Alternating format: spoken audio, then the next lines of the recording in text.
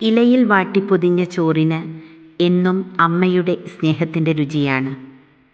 അത് കഴിക്കുമ്പോൾ നിറയുന്നത് വയർ മാത്രമല്ല, കഴിക്കുന്നവരുടെയും നൽകുന്നവരുടെയും മനസ്സുകൂടിയാണ്. നന്മയുടെ നല്ല പാഠം കുട്ടികളിൽ പകർന്നു നൽകാൻ നല്ലൂർ ഈസ്റ്റ് UP സ്കൂൾ നടപ്പിലാക്കിയ സ്നേഹത്തിൻ്റെ പുത്തനധ്യായം.